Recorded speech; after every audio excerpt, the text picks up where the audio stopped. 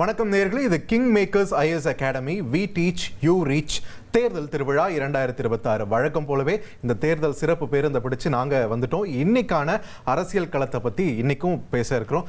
சலீம், இன்றைய நாளை பொறுத்த வரைக்கும் காலையிலேருந்து இப்போ ஷோ ஆரம்பிக்கிறது கொஞ்சம் நேரம் முன்னாடி வரைக்கும் பரபரப்புக்கு பஞ்சமே இல்லாமல் போயிட்டு இருக்கு இல்லைங்களா? இன்னைக்கு காலையிலேருந்து முழுக்க பிரேக்கிங் நியூஸ் தான் போதுங்க. பார்த்து அதில் டாப் பிரேக்கிங் நியூஸ் அப்படின்னு சொல்லணும்னா, நம்ம ஓபிஎஸ் திமுகவில் இணைஞ்சது தான் இன்னைக்கு அரசியல் வட்டாரத்தில் பயங்கரமாக பேசப்படுது. ஏன்னா 3 முறை முதலமைச்சராக இருந்தவர், அதிமுக கட்சியின் தலைமை பொறுப்பில் இருந்தவர், இப்போ அவரே திமுகவில் இணைஞ்சது ஃபர்ஸ்ட் ஆஃப் இட்ஸ் கைண்டுங்கிற மாதிரி பார்க்குறாங்க. அதாவது எந்த பக்கம் போக போறாருன்னு எல்லாரும் பேசிட்டு இருந்த நேரத்தில் இன்னைக்கு ஒரு தடாலடியா வந்து உள்ள புகுந்துட்டாரு திமுகன்ற ஒரு கட்சியில. அதை பற்றி நம்ம டிஸ்கஸ் பண்ணுறதுக்கு முன்னாடிங்க பார்த்திபன், இப்போ தமிழ்நாட்டில் தேர்தல் எப்போங்கிறது தான் எல்லாருடைய பிரதான கேள்வியாக இருக்கு. தலைமை தேர்தல் ஆணையர் ஞானேஷ்குமார் அவரே வந்து நம்ம சென்னை வந்து மீட்டிங் எல்லாம் போட்டாரு. ஆமா, ஸோ அதுதான் இன்னைக்கு ரொம்ப பரபரப்பு. அவர் நிறைய பாராட்டவும் செஞ்சிருந்தாரு. தமிழ்நாட்டில் வந்து ரொம்பவே சிறப்பாக செஞ்சிருக்காங்க இந்த எஸ்ஐஆர் பணிகளை பொறுத்த வரைக்கும். அது மட்டும் இல்லை, நாம ஏற்கனவே சொல்லியிருந்தோம் தாவேக தலைவர் விஜய் வந்து தமிழ்நாடு சூப்பர் ஸ்டார்னு சொல்றீங்களே அப்படின்னும் போது நம்ம ஷோ ப்ரோமோ அவரும் பார்க்குறாரு போல இருக்குன்னு. அதே மாதிரி தான் இன்னைக்கு ஒரு தமிழ் வாக்கியத்தை இவரும் யூஸ் பண்ணியிருக்காரு ஞானேஷ்குமார். தேர்தல் திருவிழா தமிழ்நாட்டின் பெருவிழான்னு தமிழில் பேசினதையும் நம்ம பார்த்தோம். ஸோ அவரும் ஏதோ ஒரு விதத்தில் நம்ம ஷோவை பார்த்துருப்பாரு போல இருக்கு. கண்டிப்பா அவர் அந்த தமிழ்ல பேசின அந்த காட்சிகளை பார்க்கலாம். Ladies and gentlemen, Ennaivarkum Vadakkam. The Commission had told the world about Kudavolai system of Tamil Nadu, which was in vogue since 10th century CE. And everybody, the entire world, was proud of Tamil Nadu and its existing ancient democratic values. Chunav ka parv, Tamil Nadu ka garv. Festival of election is the pride of Tamil Nadu. Thirudal Thiruvilla, Tamil Natin Peruvilla. நம்மளுடைய தமிழகத்தோடைய சோழர் காலத்தில் பின்பற்றப்பட்ட குடவோலை முறையை பற்றி ஒரு சர்வதேச சம்மேளனத்தில் இந்திய தேர்தல் ஆணையம் வந்து அதை பற்றி நாங்கள் பெருமையாக எடுத்து பேசணும் அப்படின்லாம் பதிவு பண்ணியிருக்காரு ஞானேஷ்குமார். அதே மாதிரி இந்த முறையும் இந்த சட்டமன்ற தேர்தலையும் சிறப்பாக நடத்தி நாட்டின் மற்ற மாநிலங்களுக்கு முன்னுதாரணமாக இருக்கிற அளவுக்கு நம்ம சிறப்பாக இங்கே பண்ணுவோம் அப்படின்ற ஒரு நம்பிக்கையும் சொல்லிட்டு போயிருக்காரு ஞானேஷ்குமார். பட் எல்லாரும் எதிர்பார்த்தாங்க பார்த்தோம், செய்தியாளர்கள்லாம் வந்து எலெக்ஷன் டேட்ஸ் சொல்லுங்க சார், எலெக்ஷன் டேட்ஸ் எப்போ, இல்லை டென்டேட்டிவாக சொல்லுங்க, எப்போ வைப்பீங்க சொல்லியிருந்தா இன்னைக்கு அதுதான் டாப் பிரேக்கிங். அட்லீஸ்ட் வந்து இப்படியாவது அதான் ஃபர்ஸ்ட் ஃபேஸஸ்ல நடக்குமா? ஏன்னா மற்ற மாநிலங்கள்லாம் 6 ஃபேஸுங்கிறாங்க, 8 ஃபேஸுங்கிறாங்க, இன்னும் உறுதியாகலை. அப்போ எந்த ஃபேஸில் தமிழ்நாட்டுக்கு நடக்கும்? ஏற்கனவே நம்ம பிஎல் சந்தோஷ் சொல்லியிருந்தார் பாஜகவில் இருந்து, ஃபர்ஸ்ட் ஃபேஸ்லேயே தமிழ்நாட்டுக்கு வந்து நடந்துரும் அப்படின்னு சொல்லி. இல்லை, நேற்று வந்து ஒரு 12 கட்சி பிரதிநிதிகள் சந்திச்சு பேசியிருக்காங்க. அப்போ கூட சொன்னது ஒரே ஒரு கோரிக்கை தான், ஒரே கட்டமாக தமிழ்நாட்டில் தேர்தல் நடத்தணும் அப்படின்றது இங்கே இருக்கக்கூடிய கட்சிகள் எல்லாமே வந்து கோரிக்கையாக முன் வச்சிருக்காங்க. பட் மோஸ்ட்லி நமக்கு இங்கே ஒரே கட்டத்தில் ஒரே கட்டம் தான். பட் இருந்தாலுமே வந்து லைக் லாஸ்ட் டைம் எல்லாம் பிப்ரவரி எண்டில் அனௌன்ஸ் பண்ணிட்டு எலெக்ஷனே ஸ்டார்ட் ஆயிடுச்சு மற்ற ஸ்டேட்ஸுக்கெல்லாம். 3வது ஃபேஸில் நம்ம தமிழ்நாட்டுக்கு ஒரே கட்டமாக நடத்தி முடிச்சுட்டாங்க. ரைட். ஸோ அந்த மாதிரி இப்போ முதல் ஃபேஸில் நடக்குமா, இல்லை 2வது ஃபேஸ் 3வது ஃபேஸ், ஆனால் ஓரளவு ஒரு ஜட்ஜ்மெண்ட்டுக்கு வரலாம் அப்படிங்கிற ஐடியாவில் அரசியல் கட்சிகள்லாம் இருந்தாங்க. பட் செய்தியாளர்கள் அந்த கேள்வியில் பெருசாக ஆரம்பத்தில் ஃபோக்கஸ் பண்ணலை. மற்ற எஸ்ஐஆர் பற்றியே நிறைய கேட்டாங்க. ஆமாம் ஆமாம், தலைமை தேர்தல் ஆணையர்கிட்ட. அதனால் எப்போ தேர்தலுங்கிற ஒரு க்ளூ கூட இன்னைக்கு பெருசாக கிடைக்கல. அது மட்டும் இல்லாமல் இந்த முறை தேர்தல் எப்படி நடக்க இருக்கிறது அப்படின்னு நிறைய அப்டேட் சொல்லியிருந்தாரு. குறிப்பாக வாக்குப்பதிவு இயந்திரத்தில் வந்து வேட்பாளருடைய கலர் புகைப்படம் அப்படின்ற ஒரு விஷயத்தையும் பதிவு பண்ணியிருக்காங்க. இப்போ முன்னாடிலாம் எலெக்ஷன், அதாவது தேர்தல் கட்சிகள் என்னெல்லாம் சுவாரஸ்யம் பண்ணுவாங்க அப்படின்னா, இப்போ உதாரணத்துக்கு ஒரு பேரில் ஒரு வேட்பாளர் நிற்கிறாருன்னா இனிஷியல் மட்டும் மாறி மாறி 4-5 அப்ளிகேஷன் அதே தேர்தலில் வந்து நிற்பாங்க. மக்கள் அங்கே போனவொன்னா கொஞ்சம் கன்ஃபியூஸ் ஆகிறதுக்கு வாய்ப்பு இருக்கு. என்னடா ஒரே பேர்ல நிறைய பேர். இன்றைய நாயகன் ஓ பன்னீர்செல்வம் கடந்த தேர்தல் நாடாளுமன்ற தேர்தல் அவர் பேர்லயே எத்தனை அப்ளிகேஷன், பன்னீர்செல்வம்ன்ற பேர்ல எத்தனை வேட்பாளர்கள் இருந்தாங்க. அவரே அதை ஒரு முறை சொல்லிட்டாரு, என் பேர்ல எத்தனை அப்ளிகேஷன் போட்டாங்க பாருங்க. மக்களுக்கெல்லாம் கொஞ்சம் கன்ஃபியூஸ். பட் இந்த முறை தேர்தல் ஆணையம் என்ன சொல்லிட்டாங்க, நீங்க சொன்ன மாதிரி வேட்பாளருடைய கலர் புகைப்படம், ஆமா, எந்த கன்ஃபியூஷனும் இல்லாம அந்த போட்டோவே போட்டுருவோம், பேரும் போடுவோம். ஆமா, வாக்களிக்கக்கூடியவர்களுக்கும் எந்தவித குழப்பமும் ஏற்பட்டக்கூடாது அப்படின்றத உறுதிப்படுத்தியிருக்காங்க தேர்தல் ஆணையம். எஸ், இது வந்து அந்த இவிஎம் மெஷின் பத்தி அவங்க சொன்னது. 2வது அவங்க சொல்றாங்க இசிஐ நெட் அப்படின்னு சொல்லி ஒரு ஆப் இருக்கு, அதை நீங்க டவுன்லோட் பண்ணி வச்சுக்கோங்க. அதில் எல்லா டேட்டாஸும், எல்லா டேட்டா பேஸும் அதில் எல்லாமே நாங்கள் பதிவேற்றம் செஞ்சுருவோம். அந்த ஆப் உங்களுக்கு ரொம்ப பயன்படும் அப்படின்னு சொல்லியிருக்காங்க. அதே நேரத்தில் இன்னொரு விதத்தில் வாக்காளர்களுடைய பாதுகாப்பையும் அவங்க செலுத்தக்கூடிய வாக்குகளுடைய பாதுகாப்பையும் உறுதிப்படுத்தும் விதமாக எல்லா தேர்தல் வாக்குச்சாவடிகளிலும் வந்து 100% வெப்காஸ்ட் பண்ணப்படும் அப்படின்ற ஒரு அறிவிப்பையும் ஞானேஷ்குமார் பதிவு பண்ணிட்டு போயிருக்காரு. ஸோ நம்ம எந்த இடத்துல இருந்தாலும் பார்க்கலாம் அப்படின்ற ஒரு வசதியாக அதை எடுத்துக்கலாம் இல்லைங்களா? எக்ஸாக்ட்லி. ஏன்னா எல்லா அந்த வாக்குச்சாவடிகள்லையும் சிசிடிவி கேமரா பொருத்திடுவாங்க. அதெல்லாம் ஒரு சென்ட்ரல் யூனிட்ல வந்து கம்ப்ளீட் கண்ட்ரோல். அந்த வாக்குச்சாவடியில் என்ன நடக்குது அப்படின்னு சொல்லி யாராவது பார்க்க ஆசைப்பட்டாலும் அந்த வாக்குச்சாவடியில் காட்சிகள் அப்படி இருக்குது. பூத் கேப்சரிங் இந்த மாதிரியான நடவடிக்கைகளை தவிர்ப்பதற்காக ப்ளஸ் எல்லாமே கரெக்டாக நடக்குதா அப்படின்னு சொல்லி மானிட்டர் பண்ணுறதுக்காக அந்த ஃபெசிலிட்டி அப்படின்னு சொல்லப்படுது. ரைட். எல்லா கட்சிகளுமே வந்து தேர்தல் வந்து நியாயமாக நடக்குதா அப்படின்றத உறுதிப்படுத்துறதுக்கான ஒரு வடிகாலையும் இப்போ வந்து ஓப்பன் பண்ணி வச்சிருக்காங்க தேர்தல் ஆணையம்னே சொல்லலாம். இன்னொரு ஒரு சுவாரஸ்யமான ஒரு தரவை வந்து ஷேர் பண்ணியிருந்தாங்க. இந்த எஸ்ஐஆர் பணிகள்லாம் முடிஞ்ச பிறகு எத்தனை வாக்காளர்கள் இருக்காங்க அப்படின்றது நம்ம அது கூட நம்ம சமீபத்தில் ஃபுல் டீட்டெயிலாக பார்த்தோம். ஆண் வாக்காளர்கள் எத்தனை, பெண் வாக்காளர்கள் எத்தனை. நம்ம தமிழ்நாட்டில் பெண் வாக்காளர்கள் தான் அதிகம் ஆண் வாக்காளர்கள் காட்டிலும். பள்ளிக்கூடத்தில் வந்து ரிசல்ட் வரும்போது அதில் பாஸ் பர்சன்டேஜும் பெண்கள் தான் அதிகம், வாக்காளர்கள் எண்ணிக்கையிலையும் பெண்கள் தான் அதிகம். ஆனா இந்த முறை எல்லா கட்சிகளும் ஒரு தலைமுறையை ஃபோக்கஸ் பண்றாங்கன்னா ஜென்சி தான். சோ ஜென்சியோட எண்ணிக்கை எந்த அளவுல இருக்கு அப்படின்ற ஒரு தரவை வெளியிட்டு இருக்காங்க தேர்தல் ஆணையம். அந்த வகையில் பார்க்கும்போது 18 இருந்து 19 வயதுக்கு உட்பட்டோர் பாத்தீங்கன்னா 12.5 லட்சம் பேர் இருக்காங்களா தமிழ்நாட்டில் வாக்காளர்களா. 20 இருந்து 29 வயதுக்குள்ள பாத்தீங்கன்னா 1 கோடி தாண்டி போயாச்சு, 1 கோடி தாண்டி போயாச்சு. ஒரு பிளஸ் ஆர் மைனஸ் அந்த ரேஞ்சில் தான் இருக்கும். பட் அபவ் 1 crore மட்டும் உறுதிப்படுத்தியாச்சு. ஸோ இந்த ஜென்சியை தான் டார்கெட் பண்றாங்க எல்லா கட்சியினரும். ஜென்சியை பர்டிகுலராக ஃபோக்கஸ் பண்ற தாவேக்காவும் இருக்காங்க. ஸோ இப்போ இந்த எண்ணிக்கையில் என்ன ஒரு முக்கியமான விஷயம்னா இந்த 29 வயதுன்னு குறிப்பிட்டிருக்காங்க இல்லைங்களா. 1997 பிறந்தவங்க 29 இந்த வருஷம் அவங்களுக்கு 2026. ஆமா. சோ 97ல இருந்து தான் ஜென்சி ஆரம்பிக்குது. சோ ஜென்சி தலைமுறையை வந்து ஃபுல் ஃபோக்கஸா இதுல நம்ம பார்க்கும்போது நமக்கு இந்த டேட்டாவும் கிடைச்சிருக்கு.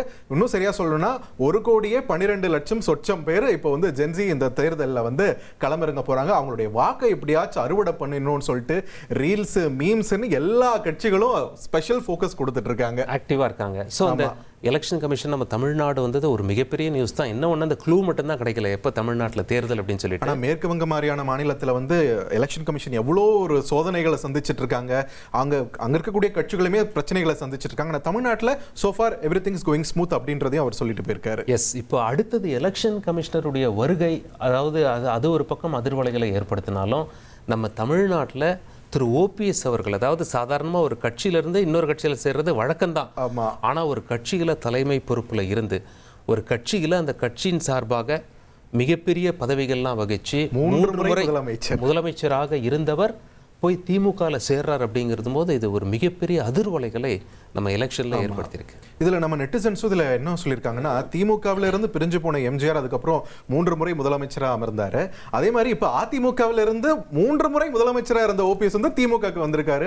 ஸோ வாழ்க்கை ஒரு வட்டம் அப்படின்றத வந்து இதை காட்டிடுச்சு அப்படின்னு சில கமெண்ட்ஸ் எல்லாம் நெட்டிசன்ஸ் போட்டுட்டு இருந்தது நம்மளால பார்க்க முடிஞ்சது. எஸ். இது தொடர்பாக ஓபிஎஸ் வெளியே வந்து நம்ம செய்தியாளர்களை சந்திச்சார் இல்லைங்களா பார்த்திபன், அந்த காட்சிகளை பார்த்துடலாமா? ஒரு பிரீஃபான ஒரு பிரஸ் மீட்டா இருந்தது, நம்ம சுருக்கமா கொஞ்சம் பார்த்து. ஷூர். இன்றைக்கு அரசியலில் அண்ணா காட்டிய வழி, கலைஞர் காட்டிய வழியில் அனைத்து மக்களையும் அரவணைத்து செல்கின்ற ஒரு அரசியல் பண்பாடோடு தளபதி அவர்கள் கட்சியையும் ஆட்சியும் வழிநடத்திக் கொண்டிருக்கிறார் என்பதை நான் நன்றாகவே உணர்ந்து திமுகவில் பெரும் மகிழ்ச்சியோடு நான் இணைந்திருக்கிறேன்.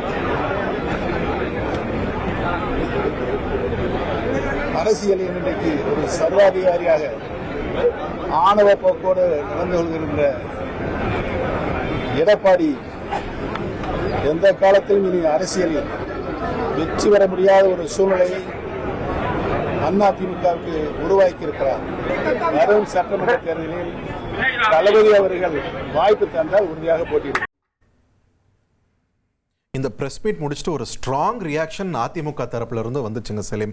குறிப்பா முன்னாள் அமைச்சர்கள் ஆர் வி உதயகுமாரா இருக்கட்டும், அதே மாதிரி சி வி சண்முகம் அவர்களா இருக்கட்டும், ஜெயலலிதா அவர்களுடைய ஆன்மா வந்து ஓ பன்னீர்செல்வத்தை மன்னிக்கவே மன்னிக்காது அப்படின்றத தாண்டி நிறைய காட்டமான விமர்சனங்கள் வந்து ஓபிஎஸ் அவர்களை பத்தி, திமுக இணைஞ்சதை பத்தியும் இன்னைக்கு குறிப்பிட்டு பேசினாங்க.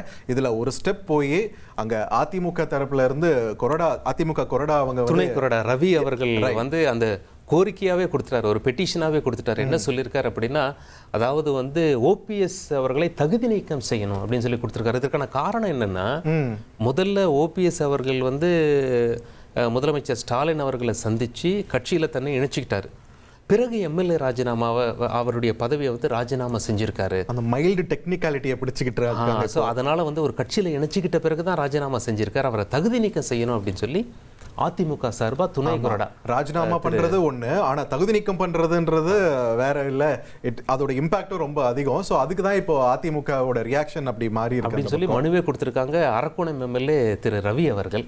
ஸோ அது ஒரு பக்கம் பேரல் டெவலப்மெண்ட்ல போயிட்டு இருக்கு. என்ன ஆக போகுது அப்படின்னு சொல்லி பார்க்கணும். பட் எலெக்ஷன் ஆல்மோஸ்ட் வந்து போச்சு. அடுத்ததான் என்ன பேசிக்கிறாங்க அப்படின்னா, ஓபிஎஸ் அவர்களுக்கு அவருடைய ஸ்ட்ராங் ஹோல்டுலேயே சீட்டு கொடுப்பாங்களா? அதை நம்ம பார்க்கறதுக்கு முன்னாடி, அதை பற்றி பேசுறதுக்கு முன்னாடி இங்கே பார்த்திபன், அவர் என்னென்ன தேர்தலில் போட்டிட்டு இருக்காரு, எப்படி வெற்றி பெற்றிருக்காரு அப்படிங்கிற அந்த கார்ட்ஸை பார்க்கலாமா? எஸ்.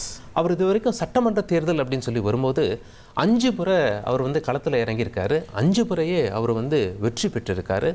2 தொகுதியில் அவர் வந்து களத்தில் நின்று இருக்காரு. அதில் வந்து 5 முறை வெற்றி பெற்றிருக்காரு. 5 முறையும் அவர் திமுகவை எதிர்த்து தான் அவர் அங்கே வந்து களம் கண்டிருக்கிறார். ஸோ அப்படி இருக்கும்போது நாடாளுமன்ற தேர்தலில் 2024 அவர் சந்தித்த நாடாளுமன்ற தேர்தலில் மட்டும்தான் அவர் வந்து தோல்வியை தழுவியிருக்காரு. ஓகே.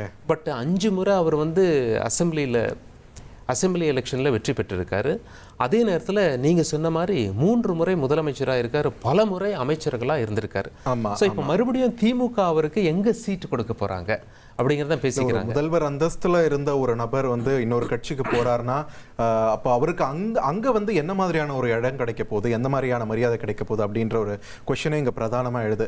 இது சம்பந்தமா நிறைய பேர் கருத்து சொன்னா, ஏன் அவர் தாவேக்காக்கு போல, ஏன் பாஜகவுக்கு போல, பாஜகவோட நெருக்கமாக தானே இருந்தாரு, இந்த மாதிரியான கேள்விகளும் எழுப்பப்பட்டுச்சு. But at one point of time அவருடைய அரசியல் கள எக்ஸ்பீரியன்ஸ்க்கு ஒரு தக்க மரியாதை தனக்கு திமுகவில் தான் கிடைக்குன்னு அவர் நம்பியிருக்காரு. அதனால தான் மேபி இந்த டிசிஷன் எடுத்திருக்கலாம்னு சொல்லிட்டு இன்னொரு தரப்புலையும் கருத்துக்களை வந்து முன்வைக்கிறத நம்மளால பார்க்க முடியுது. ஆனா நிறைய பேர் எதிர்பார்த்தாங்க தாவேக்கால போய் சேர்ந்துட போறாரு, தாவேக்கால இபிஎஸ் வந்து இந்த வாரத்துல இணைஞ்சிருவாருன்ட்டு போன வாரத்துல இருந்தே பேசிட்டு இருந்தாங்க. பட் லாஸ்ட் மொமெண்ட்ல இப்படி ட்விஸ்ட் ஆயிருக்கு. ஓகே. ஸோ அவருக்கு எங்கே சீட்டு கொடுக்க போகிறாங்க, அவர் வெற்றி பெற்றா அமைச்சராகிற வாய்ப்பு அவருக்கு கிடைக்குமா, அல்லது வேறு ஏதாவது போஸ்டிங் அவரை கௌரவப்படுத்துகிற விதமாக கொடுப்பாங்களா, அவருடைய ஆதரவாளர்களுக்கு இந்த மாதிரி போஸ்டிங் கொடுப்பேன். ஏன்னா அவருடைய ஆதரவாளரும் தன்னுடைய பதவியை ராஜினாமா, எம்எல்ஏ பதவியை ராஜினாமா செஞ்சிருக்காரு, ஐயப்பன் எம்எல்ஏ. ஸோ அவருக்கு வந்து சீட்டு கிடைக்குமா, இப்படி எல்லாம் ரொம்ப பரபரப்பாக பேசப்படுது. பட் எது எப்படியோ திமுகவை பொறுத்தவரை தங்களோட கூட்டணியை பலப்படுத்திட்டே வராங்க. தேமுதிக உள்ளே வந்துட்டாங்க, திமுக கூட்டணியில் திரு கமல்ஹாசன் உள்ளே இருக்காரு. ஓபிஎஸ் அவர்கள் போய் சேர்ந்ததும் மிகப்பெரிய டேர்னிங் பாயிண்டாக பார்க்கப்படுகிறது.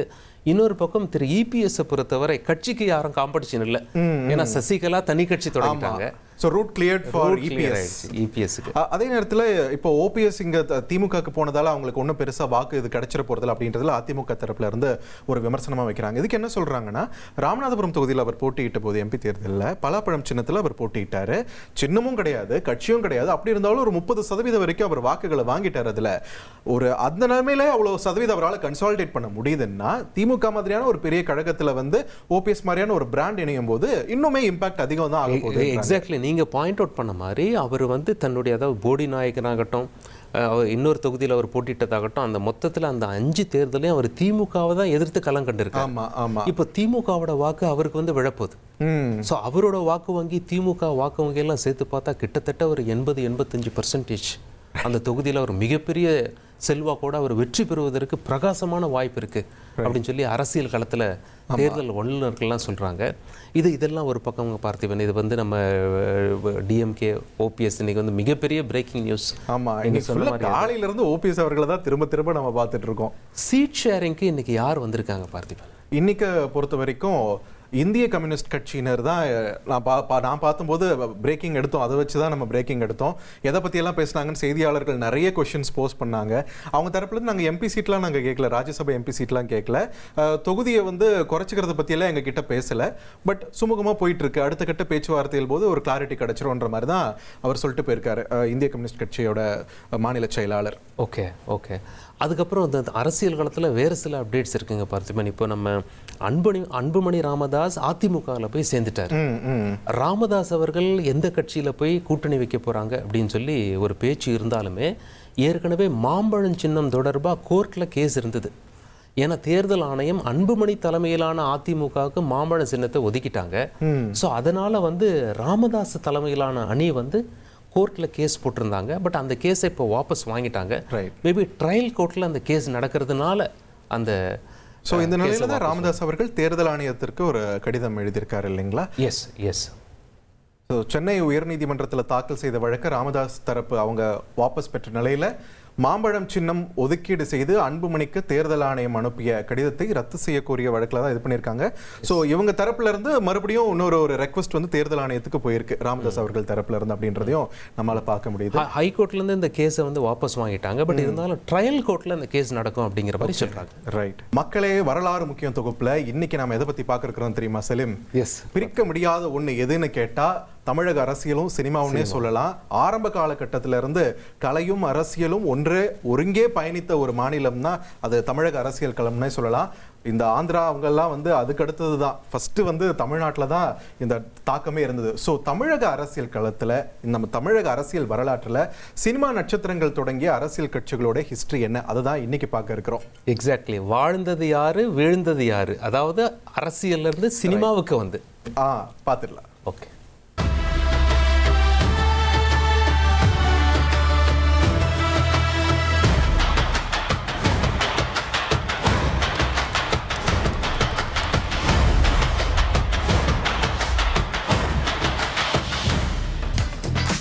தமிழக அரசியலும் சினிமாவும் சதையும் நகமும் மாதிரின்னு சொன்னா அது மிகையல்ல. அந்த அளவுக்கு தமிழ்நாட்டோட அரசியல் சினிமாவோட ஒன்றி போயிருக்கு. தமிழ்நாட்டை ஆண்ட 5 முன்னாள் முதலமைச்சர்கள் சினிமா பின்னணியை கொண்டவங்க தான். முன்னாள் முதலமைச்சர் அண்ணா, கருணாநிதி திரைக்கதை வசனங்களை எழுதியிருக்காங்க. எம்ஜிஆர், அவரது மனைவி ஜானகி மற்றும் ஜெயலலிதாவும் திரையுலக நட்சத்திரங்களே. இப்போதைய தமிழக முதலமைச்சர் மு.க. ஸ்டாலினுமே திரைப்படங்கள்ல நடிச்சிருக்கிறாரு. இதுல நடிகரா ஒரு கட்சியை தொடங்கி முதல் தேர்தலிலேயே ஆட்சியை பிடிச்சவர் எம்ஜிஆர் மட்டுமே. திமுக வளர்ந்த காலத்துல கட்சியோட பிரச்சார பீரங்கியா இருந்தவர் எம்ஜிஆர். 1972 திமுகவில் இருந்து வெளியேற்றப்பட்டதும் அதிமுகவை தொடங்கி 1977 எம்ஜிஆர் ஆட்சியை பிடிச்சாரு. அப்போது எம்ஜிஆரோடு சினிமாவில் ஜொலித்த நடிகர் திலகம் சிவாஜி கணேசன் 1961 காங்கிரஸ்ல சேர்ந்து மாநிலங்களவை உறுப்பினரானார். ஆனா 1988 ஜெயலலிதா தலைமையிலான அதிமுக அணியோடு காங்கிரஸ் கூட்டணி அமைச்சதை எதிர்த்து காங்கிரஸ்ல இருந்து வெளியேறினார். அப்புறமா தமிழக முன்னேற்ற முன்னணி என்ற கட்சியை தொடங்கி 1989 தேர்தலில் படு தோல்வியை தழுவினவர் அரசியலை விட்டே போயிட்டார். எம்ஜிஆரின் மறைவுக்கு பிறகு அதிமுகவில் இருந்து விலகிய நடிகர் பாக்யராஜ் 1989 எம்ஜிஆர் மக்கள் முன்னேற்ற கழகம் என்ற கட்சியை தொடங்கினார்.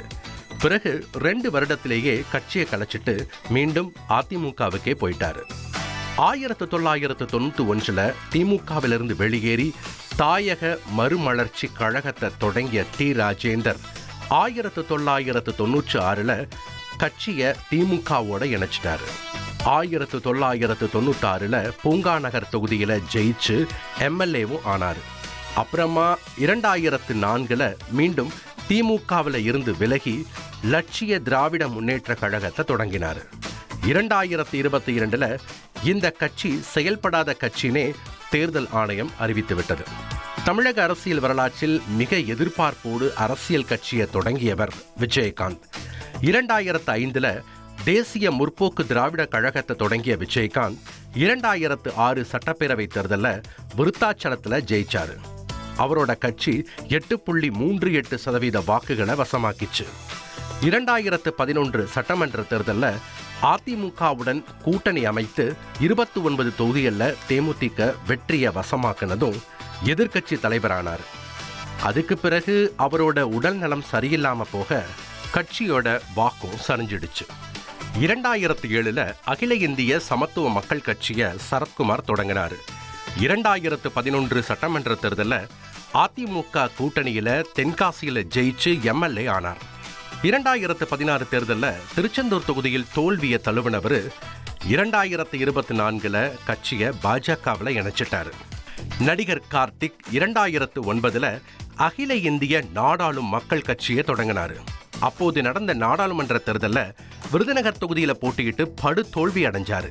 2011 தேர்தலில் அதிமுகவோடு கூட்டணி அமையாமல் போக நீண்ட காலம் சைலண்டா இருந்த கார்த்திக் 2018 மீண்டும் புதிய கட்சி என அறிவிப்பை வெளியிட்டு பரபரப்பாக்கினார். சினிமா இயக்குனரும் நடிகருமான சீமான் 2010 நாம் தமிழர் கட்சியை தொடங்கினார். கூட்டணி வைக்காமல் இளைய தலைமுறையை குறிவைத்து அரசியல் செய்யும் அவருக்கு வெற்றி கைகூடாமல் போனாலும் 2024 நாடாளுமன்ற தேர்தலில் 8.19% வாக்குகளை வசமாக்கி மாநில கட்சி அங்கீகாரம் பெற்று இப்போதும் களமிறங்கியிருக்காரு. 2018 எதிர்பாராத விதமா மக்கள் நீதி மையம் கட்சியை கமல்ஹாசன் தொடங்கினார். 2019 நாடாளுமன்ற தேர்தலிலும் 2021 தேர்தலிலும் கட்சி போட்டியிட்ட இடங்கள்ல எல்லாம் தோற்றது. 2021 கோவை தெற்குல கமல் தோற்று போனார். திமுக கூட்டணியில மக்கள் நீதி மையம் சேர கமல்ஹாசன் கூட்டணி ஆதரவில் மாநிலங்களவை எம்பியாகி இருக்கிறார். அந்த வரிசையில இந்த தேர்தலில் நடிகர் விஜய் தொடங்கிய தமிழக வெற்றி கழகம் புதிய கட்சியாக தேர்தலை சந்திக்குது. தமிழக அரசியலில் தனி கட்சி தொடங்கிய நடிகர்களில் எம்ஜிஆருக்கு பிறகு யாராலும் ஜொலிக்க முடியவில்லை என்பதே கடந்த கால வரலாறா இருக்கு. இப்படி இருக்கையில் விஜயோட வரவு தமிழக தேர்தல் களத்தில் ஏற்படுத்த போகும் தாக்கம் என்ன என்ற எதிர்பார்ப்பே இந்த தேர்தலில் அதிகரிச்சிருக்கு. நம்ம 7.5 அரவிந்த் அரசியல் அலப்புறையோட தயாரா இருக்காருங்க பார்த்திபன், பார்த்துடலாமா? நிச்சயமா. இதுலயும் ஓபிஎஸ் தான்.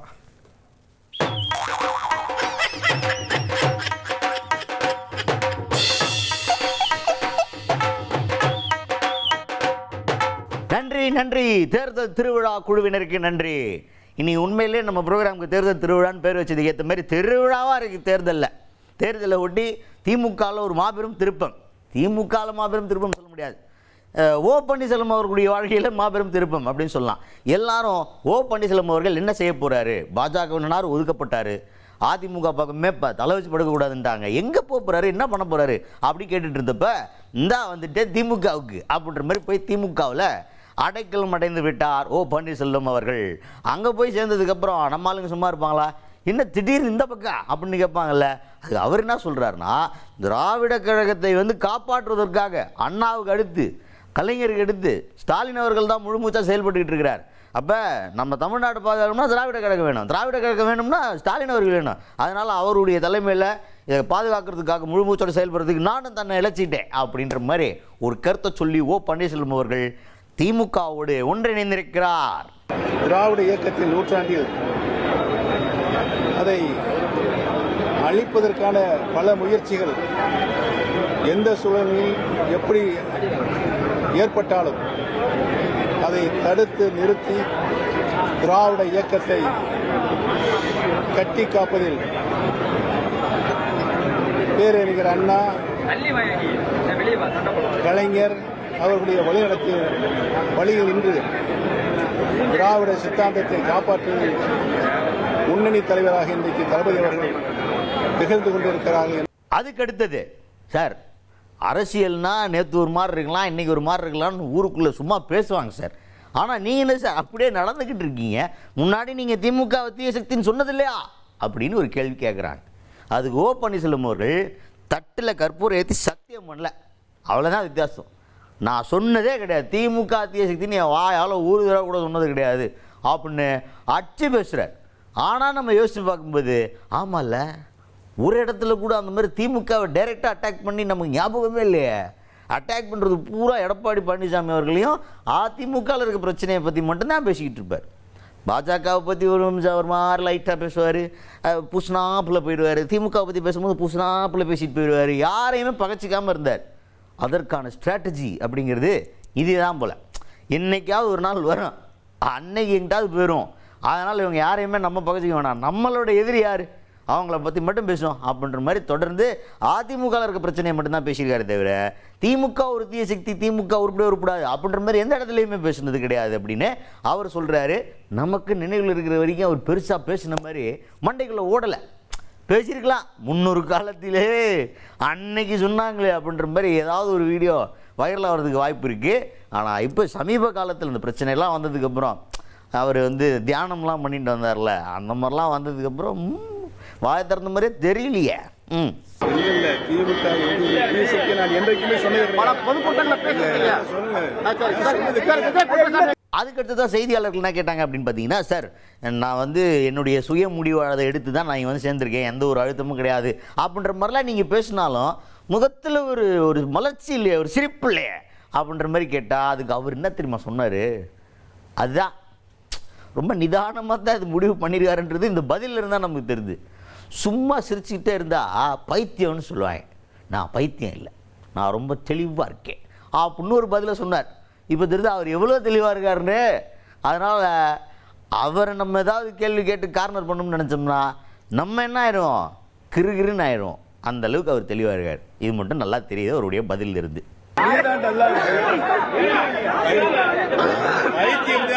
சிரிச்சுக்கிட்டே இருப்பாங்க. ஒரு முத்தம் கொடுத்து